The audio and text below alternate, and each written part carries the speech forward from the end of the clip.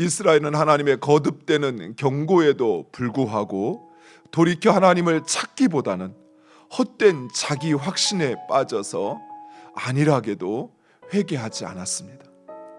심지어 예루살렘이 바벨론에 의해서 완전히 포위되는 상황 속에서도 이스라엘 백성들은 하나님을 찾기보다는 성전 안이 안전할 것이라는 어리석은 지도자들의 그 말만을 믿고 성전 안으로 모여들었고, 결국 불타는 성전과 함께 그들은 한 줌의 재가 되어버리고 말았던 것입니다.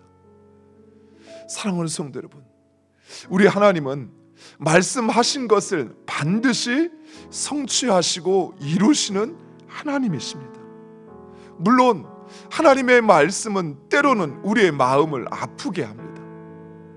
때로는 하나님의 말씀이 내 생각에는 아직 나에게 해당되어지는 것 같지 않게 들릴 수 있습니다.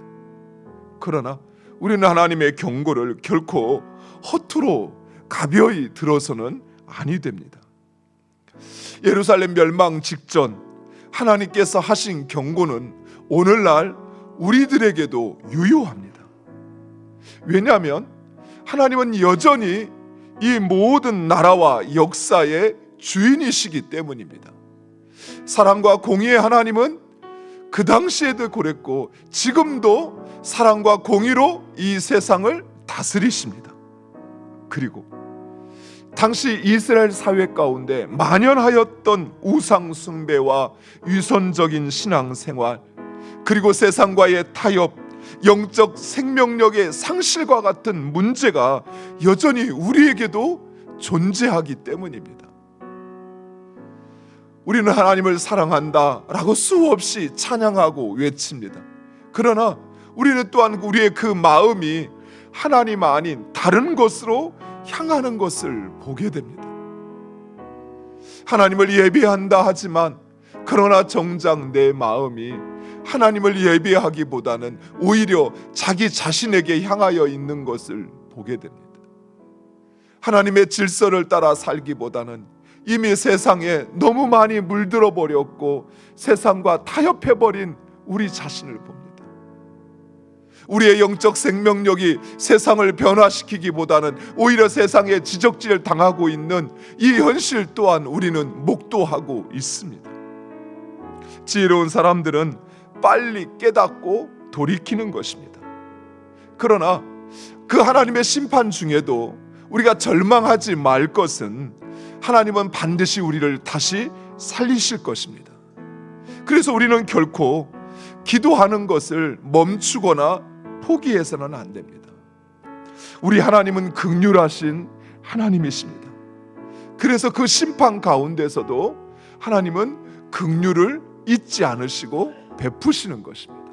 오해하시면 안 됩니다. 우리가 말씀대로 살기 때문에 그래서 하나님께서 우리에게 은혜 베푸시는 것이 아니에요. 하나님의 백성이 하나님의 말씀대로 사는 것은 당연한 것입니다. 오직 하나님께서 우리에게 은혜를 베푸시는 것은 그 하나님의 자비하심이에요. 그래서 우리는 오직 그 하나님의 긍휼을 구할 뿐이라는 사실입니다. 또한 사랑하는 성도 여러분, 깨어있는 우리는 우리의 공동체를 위해서 기도해야 돼요. 우리 스스로도 비판자가 되어버리고 문제를 지적하는 것에서 끝나버린다면 우리 역시 다를 바 없어요.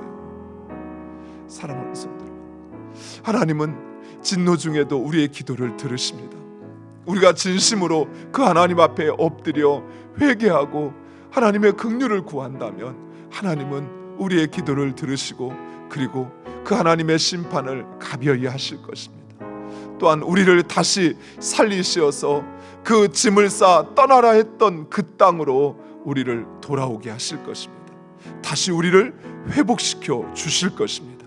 그 믿음으로 오늘도 기도하는 여러분 되시기를 간절히 축원드립니다.